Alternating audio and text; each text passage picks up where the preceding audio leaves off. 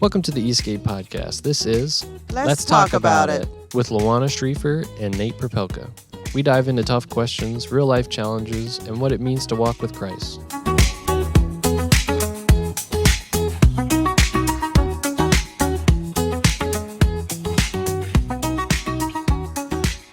All right, so when this episode comes out, it'll have been a month since we've done our teaching.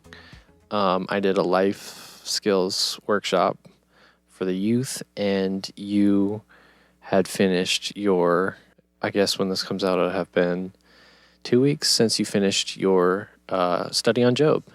So you've been busy. Yeah. How was your study on Job? Do you want to start with that, or did you want to ask me about life skills? I'll ask you about life skills. Okay. I was kind of jealous when I saw the setup for your life skill class that you had put together with Janelle and Annie for the youth, and not just youth. Like, what was the age range? Middle and high school. Middle and high school, yeah. I'm not in middle or high school, and I was like, I would really like to be in that class to see what they're doing, because it looked like it was so much fun. So what made you come up with that idea in the first place? It was a lot of fun. Thanks. So it was kind of just like after I had graduated high school, I kind of felt ill-prepared for the adults world. And I had just after high school, I had this idea of, it'd be super cool if there was like a class to learn all these different life skills and, to help prepare people for right. for adulting. And so I don't know, something just got into me this year, and I'm like, this is something that I want to do. Yeah.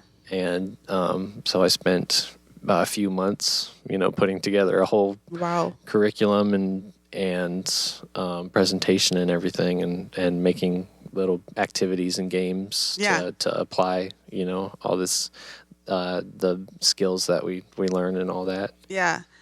When you said that, what came to mind is like how much you are like, I cannot wait till I'm 18, or I can't wait till I'm 21. I cannot wait till I can make my own decisions. You're so super excited about the freedom you think becoming older is going to bring you. You're not very prepared or even thinking about, or even know that this is something you're going to have to think about, is how to get all the practical stuff done. It's just like, oh my gosh, I can sleep in if I want to. It's like I'm going to be free. Yeah, you do get more freedom, but with freedom comes more responsibility. Spider-Man. Yeah. Power and freedom, it's a flip side of every coin. Yes. Yeah. So how did you decide, what were the life skills you wanted to address in this time? So I narrowed it down to, I kind of put it together as like a walkthrough. Everything built off of the last thing. So we start with how to get a job. So we went over information of resumes, what they are, filling out job applications. We did that during the workshop. We filled out job applications, what to look for in interviews, what jobs expect, things like that. Then the next section was budgeting. So now we're making money. Yeah. We need to learn how to manage it. So we went over all that. We built a little simple budget. All the kids got little job cards that had a job title, how much money they were making, and how many hours they worked. So we did budgeting, and then after budgeting, we did time management. Oh. Yeah. So with that, we talked about managing our time, making time for devotions and things like that. And we made little 1 week schedules. Yeah. Where we had so many hours for doing chores. We had to put in our work hours and all that and try to fit everything on the schedule. Then there was, what was the next one? Cooking basics and Wow. Meal planning and cooking basics. Yeah. So with that one, we went over, all those different things. We talked about like knife safety, Oh my God. fire safety, Yeah. budget-friendly meals, budget-friendly ingredients that last for a while. So like canned and dried goods, Right. stuff like that. And with that one, we did a meal plan, put together a meal plan, and we put together a little shopping list. Wow. You guys went through a lot. Yes. Because it was only 3 days, right? It was 2 days. Oh, wow. So the first 3 subjects we did the first day, and then the last day we did the cooking and meal plan basics. And then the last subject was home maintenance. So we Okay. talked about different things to do for home maintenance, like Changing light bulbs. changing labels, air filters, Oh, yeah. changing air filters, stuff to look out for that. Yeah. Making sure everything's clean and tidy. And Because we live in Florida and you want that AC to work. right, exactly. So for that activity, we had some little scenarios we went over, and stuff like if your fire alarm's beeping, what do you do? Call your mom. If you open your if you open your fridge and it smells bad, what do you do with that? So different things like that. Yes, that's important. Call your parents. If you don't know what to do, contact somebody who does. That was something that we stressed during that section.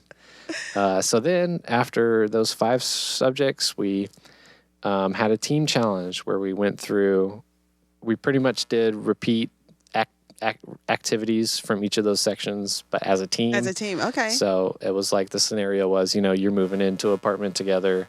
So, you have to, create a budget, a schedule where all of you are on it, meal plan and all that. And then the last one we did, we used their meal plans, and I had little grocery ingredients I spread out throughout the church, and they had to go shopping to find their ingredients for their meals. This sounds even better than I was thinking it was. I definitely want you to do one for adults. I would love to. Yeah, I'd love to go deeper into it. The kids even said they wanted to go deeper into how to cook. Yeah. We didn't really do that. Right. We just went over the basics, cooking equipment and stuff like that. Yeah. And ingredients and meals. But yeah, I would absolutely love to do That sounds one for amazing. adults. Go into taxes and Oh my gosh. a lot more boring stuff that's not going to hold the Right. kids' attention. Right. I wonder if it helps the kids see their parents a little bit differently, because when you're living a life where you just open a refrigerator and stuff is in there versus the reason we have this stuff is because dad and mom are going somewhere doing a job for all these hours, adult. It's funny that we dream of being an adult and we think it has all this freedom, but we're living with people who are adults and they're not living the life that we're envisioning we're going to be able to live because they're working, right? But Right. yeah, it's just that disconnect. It's so funny. Yeah, with the time management activity where we're creating the schedules, one of the things was, man, I don't have time for anything. All my time's filled up. And then with the meal planning, I had a section for snacks, and we had the prices for all the ingredients and everything. And one of the realizations there was, wow, snacks are expensive. Right. Yeah. When you were talking about doing the group activity where they all moved into an apartment together, that happened to me when I was at college. So when I went off to college, I was in a dorm, and it was, they assigned us, and you have meal plan. You're just sleeping in the same room. It's not necessarily, or you had to have cooperation for stuff. But when I moved into an apartment with 3 other girls, wow, that required some serious conversations. And the first thing we tried to do, and it only happened once and it didn't happen well, was we were we will go with groceries. We'll go in together with groceries. So we all go to the grocery store and we're all buying these, let's get the bananas and let's get the walnuts. And we're oh my God. We get this $400 grocery bill. We shopped at Publix. We get this $400. Then you get home, it's I didn't really want bananas. You just, And it's because you didn't have a plan. Like we didn't have a Right. plan. We didn't have a budget. It was like some people could maybe afford more than you could, and because we're like we're gonna all buy the groceries together, and it just feels so good, and it's like we're splitting it. But you don't have any kind of parameters for what to say yes to and what to say no to. So yeah, I like the idea of not just a budget, because I used to think like a budget is bad. That means you can't have something. But I think more so a budget is just telling you you have to be careful with your yeses and your nos, and you want to prioritize what you're saying yes to. Right. Yeah. We phrase it as it's a way to for you to have control over your money and not your money having control over you. So yeah. Yeah, that sounds like fun. My son is 21 now, but he moved out like right before he finished high school. He lived with his brother, and then one day he called me. He was like, "Oh my gosh, I had to make so many decisions. I have to know how to do this." It's not like he couldn't, but it was just a lot more mental. Yeah, that's something I should have added that to the life skills. The mental fatigue, Yes. the decision fatigue, Yes. As an adult. Yeah, you have to make a lot of All decisions. these decisions. Yeah. You know you're hungry, but what are you going to eat? Right. Yeah. Somebody has to decide that, and it's you now. Yeah. Yeah, it was funny. I love that though. It sounds fun. Yeah. Yeah. We had a really good time. We had, I think, 18 signups Wow. and 13 kids showed up. Yeah, that's a good Yeah. turnout. Yeah. No, it was good. It was a good group. Everybody just kind of got along, and it was a really fun time. We talked about maybe turning it into an overnight camp for next year, which could be fun. But yeah, I really enjoyed it, and hope I can continue. I think they'll love it enough. You can. They'll be like, Mr. Nate, when are we going to do that again? Yeah. And they invite more people. So yeah, that's fun. I think one thing you might like communicating. One time I was at work and one of the things was like communications. It was a communication thing. So they said, make a grocery list. You have a partner and you tell your partner what you want. So it's like, I need a gallon of milk. I need bread and I would like some peanut butter. And then she said, what kind of milk? I'm assuming they know what kind of milk, but they don't know what, is it whole milk? Is it, they don't know. Is it, it wasn't enough specifics. And then it was like, what kind of bread? Like whole wheat, butter, like what brand, and then the peanut crunchy, smooth, natural, organic. Like, yeah. I mean, we assume a lot in our communications. Yeah, that's true. Yeah. Yeah. A section about communicating would be good. We talked about in the job help section about communicating with your employer and stuff like that. And then in the home maintenance section, we talked about communicating with your roommates. Yeah. Early. Yes. And, communicating expectations, stuff like that. We talked a little bit about communication, but yeah, I think a communication section would be good. Yeah, that'd be fun. And then like a section dedicated to cooking. Yeah, that would be fun. And I'd so love to do like a cooking class. Yeah. But we don't really have the space or the equipment. The equipment for that here. But maybe one day in the future. Yet. Yeah. That'd be fun. That's awesome. Well, thanks for telling us about it. It sounds like it was a great experience for the kids. And you became the solution to a problem you noticed. That was the first thing I thought. When we were in situations where we're like, I really wish da-da-da-da-da. And then you became the answer to that. Wish. Right. Yeah. Yeah.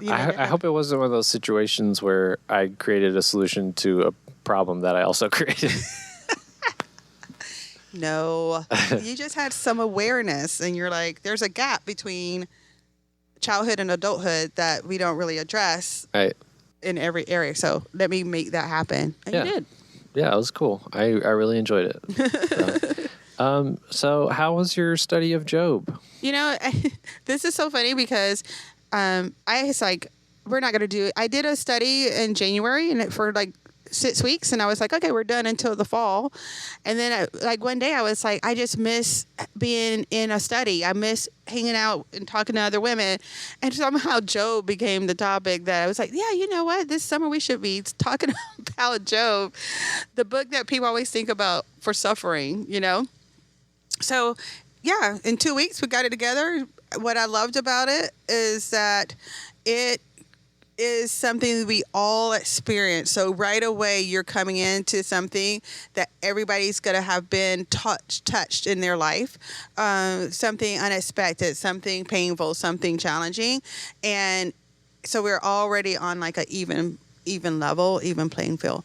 What I love, one of the things it taught me, I tend to be a person who thinks she needs to fix things. So if somebody has a problem, I'm like, oh, you could try to give them like 5 steps of a solution. Like, you could do this and you could do this. And one of the first things that she taught, it was led by Beth Moore. One of the first things we look at is how a lot of times people don't need you to fix things. They need you to be able to sit with them in their pain and hold it, not try to make it better and not try to get them to get over it. It's like Job's friends come and they sit with him for 7 days. I mean, they kind of mess up it. But they sit with him for 7 days. And so sometimes when I've been challenged not to try to make something happen in that space where people are in pain, like try to make them laugh or, you know what I mean? Try to, eliminate the pain. You can't. So people need to be safe to sit in their pain without trying to make other people feel better.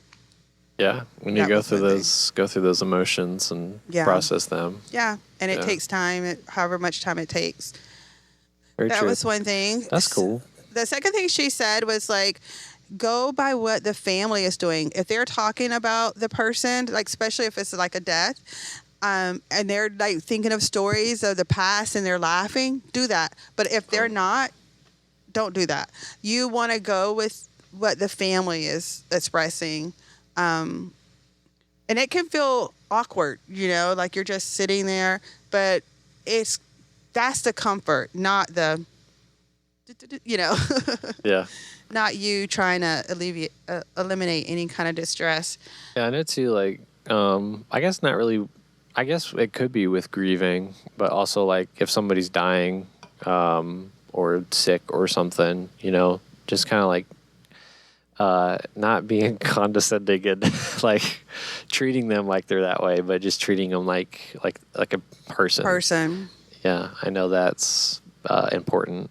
It's tough, right? Yeah, it's tough. I went through a situation recently where someone was passing, and I'm not great in those situations. No. It's hard. It's uncomfortable. It's uncomfortable. Yeah. And yeah. Can you sit in discomfort? Right. Yeah. That's the thing. It's hard to be a normal person and treat someone like a normal person. Yeah. Like that. Yeah. It's wild. I also I think in the study, I learned that God responds to Job, but he doesn't answer his question. And God's kind of funny about it, actually, on this side of it, in that he's like, where were you there when I created? I mean, he just goes through all of creation, because Job is understandably hurt. Like, he doesn't understand why this has happened. One of the things she points out in the book that I had never thought about is like Job loses his family, his property, his status. Like, Job is well known, he's well respected, he has all these things, and he's known to be as a good person. And back then, and I think we still do this now, when there's a loss, you think the person has done something wrong. Like, loss comes because you messed up, right? Like, he's clean out. But one of the things I had never looked at that she brings out is that Job is questioning, like, he has a relationship with God, and where is God? It's not only the kids and the property, but it's like, what has happened between me and God? Like, he is lost his relationship with God. Job felt like he was somebody that God talked to. They were friends, and now this has happened. So where is God? And that's what we ask, right? When something like loss, or even something really challenging, or chronic illness, or something that we cannot overcome in our own strength, it's like, where is God? Where is God now? And I had never thought about the fact that felt like he had lost that friendship with God. And I think maybe of all the things he lost, that was the biggest hit It's like, but I have a good relationship with God. It's not something I've done. That's what his defense was. It's like, I know I have not done something to earn this. And then God is quiet. Like, where is God when you lose things, when things happen in your life? And God doesn't say, Job, this is what happened and this is why this happens to you. He says, I created you. I created those kids. I created everything. You know, he's like, were you there when I set the stars or the sun? Like, can you do any of this stuff? And yeah, sometimes God doesn't answer us. Do we still trust God? Is what the question is. What happens in your relationship with God if you don't have the answers that you're looking for? Can you still trust God when he doesn't show up the way you want him to? Yeah, that's hard stuff to wrestle with. So I love that you said wrestle, because that was the other thing I learned. God doesn't mind us wrestling. It's fine to ask questions. He's open to it. It doesn't mean he's going to answer you the way you want, but God knows you're human. He knows that you need certainty, even though what we want certainty is, and he doesn't provide. He provides certainty in his character, not certainty in everything's going to work out the way we want, but that we will be okay because he's with us, right? But God, so he wasn't mad. You know, he's not mad when you question, like, I don't understand this. This is hard. This is a hard thing to hold when you're supposed to be a good God. And I don't think God's upset about that. Talking to God and not getting answers reminded me of something I saw recently. Terry Crews, of all people, he was doing an interview, and he was talking about Mother Teresa and how she was talking about prayer. And I guess somebody asked her, how do you pray? And she says, I listen. And then they say, well, what do you hear God say? And she says, he listens too. That completely changed, reframed,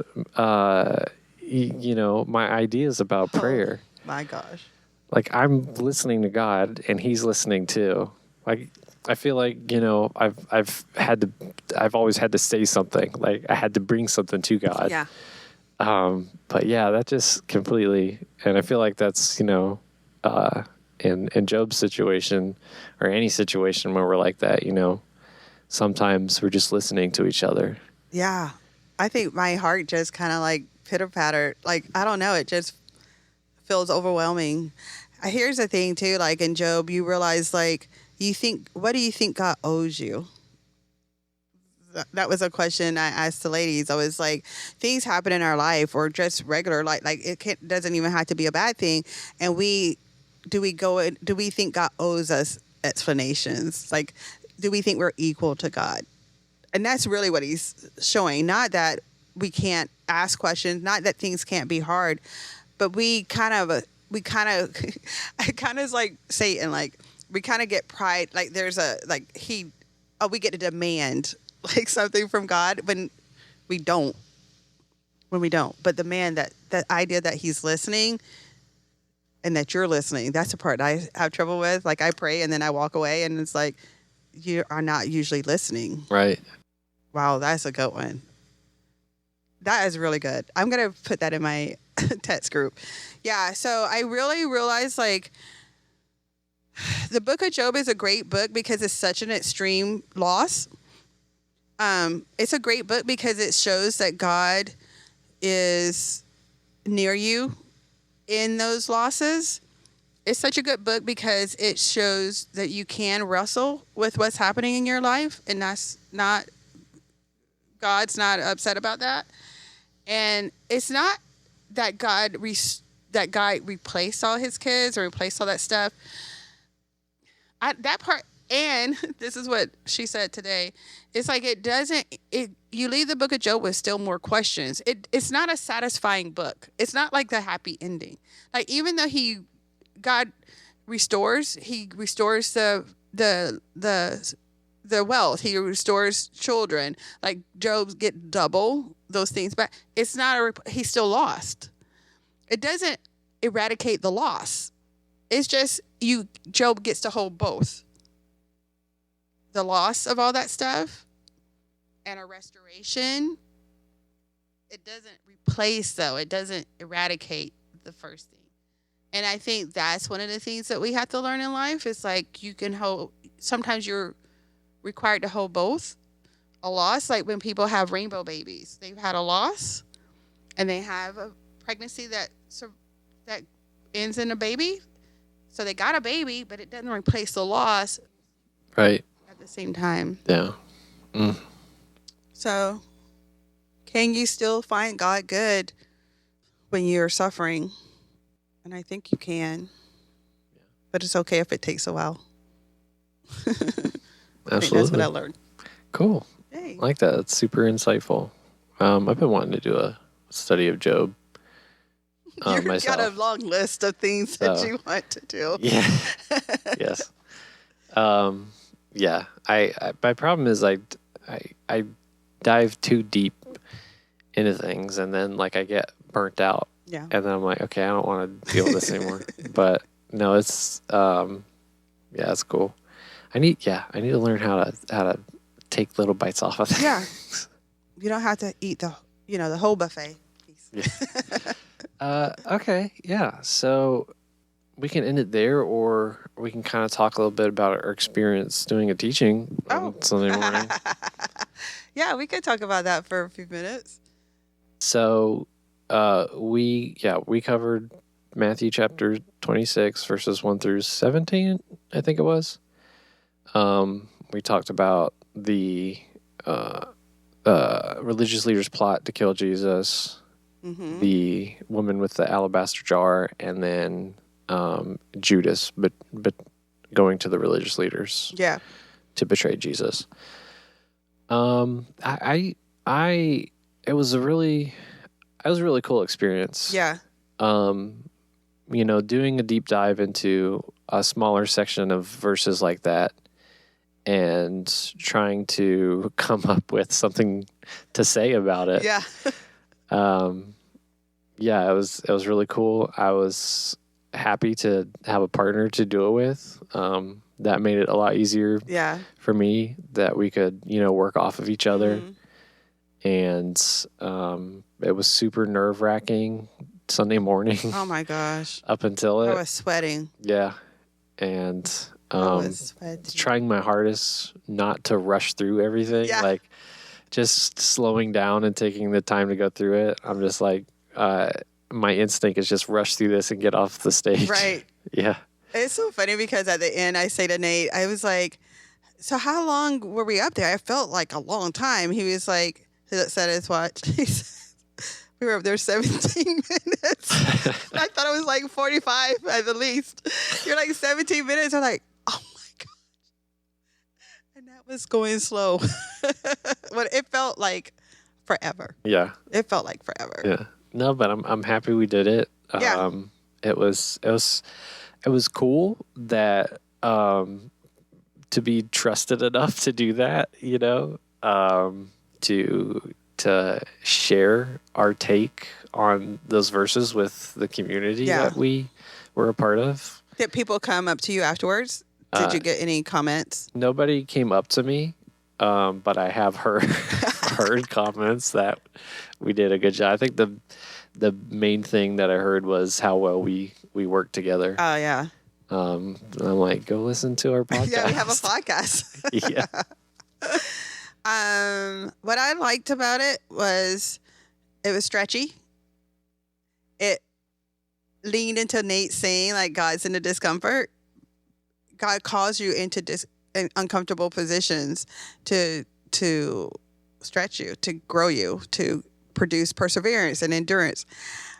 When she first said it, I think it was maybe in January or something, and Nate and I try to push it back as far as we can. So January, she tells us, and then we didn't do it until June.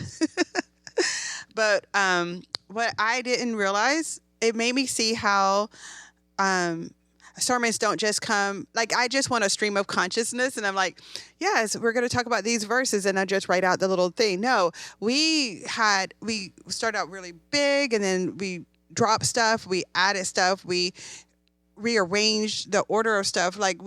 It took work. That's what I mean. It took work to carve out the points that we both felt we were gaining through this scripture, through these verses, and to make them make sense in a way that we both understood them and that we could explain it to other people. And so it did give me a better appreciation of what they do on Sundays when they were getting up there, and it looked so easy and simple. Like, oh yeah, that makes perfect sense. They came up with these 3 points. They got like this. It's not quite that simple. And just wrestling with, Lord, please let us be in alignment with what you are having us to say. Right. Yeah. I definitely, I was mortified to say anything that was wrong. Yeah. For sure. It was, it was a thing that Rob had already talked about probably a million times. And it was interesting that Nate and I didn't go by what he had done already. I really felt, and I think Nate agreed with me, that we wanted the God to talk to us. We're in different places in our life than Rob is. We are different from each other. So it was a really raw, like moment of being open to whatever God wanted to reveal to us specifically to bring that message to the congregation. Right. Yeah. I think one of the things we talked about was, what we wanted to teach about or how we wanted to teach. And I think one of the things that came up was like, how some pastors just kind of like, go off the dome on Sunday morning. It's just like, I guess filled with the Holy Spirit in that way. And that's not us. I was like, no. But I definitely felt filled with and led by the Spirit in the studying and putting together a teaching. In the preparation of it, In the preparation. Yeah. For sure. Yeah, it was great. Now, on this side. I'm like, it was a great experience. Yeah. Now that it's over. But would you do it again? Yeah. Yeah? I will. I really did enjoy it. I really did enjoy working with you in a different way. And I really appreciated that they trusted us with it, because I did feel like that was a trust moment. Right. We could have said some wild stuff. Yeah. And when we got the first read through with Janelle, and she was like, I really she liked it. And then she sent it to Rob and he liked it. And they had some fleshing it out parts, but it wasn't anything like, you guys are so off track. Like, this is I wouldn't know. No, it was like, oh my gosh. It's like, we're doing it. Yeah. We're doing the thing. So I really enjoyed it. Yeah, me too. After the fact. I was exhausted that afternoon though. It was like, oh my gosh. Yeah. I think I had, that day was crazy because we were teaching. It was Father's Day. It was, your family was here? Yeah, my family was here. So we went to lunch afterwards. And after lunch, I was just like, okay, I'm out. And then you had the I'm asleep. And then I had the life skills that week. Yeah. It was a busy time. Really busy. So then Janelle made me take the next week off. So I took the week off, and I didn't have to show up on Sunday. The Sunday after. But I did because it's just habit or whatever. But it was so cool to participate in a church service. I haven't done that in a long time. I'm usually doing something, working with the youth or whatever else, but just showing up and sitting down, participating in the worship and receiving the teaching and everything. It was really cool. Yeah, I think it's important to have times where you're not serving and you're being served. Yeah, you need that refreshing for sure. Yeah. All right, well, we should end it there. Awesome. We've been busy. Yeah, but it's been great. Yeah, it's been good. Yeah. For sure. Awesome. Thanks, Nate. Cool. Thank you.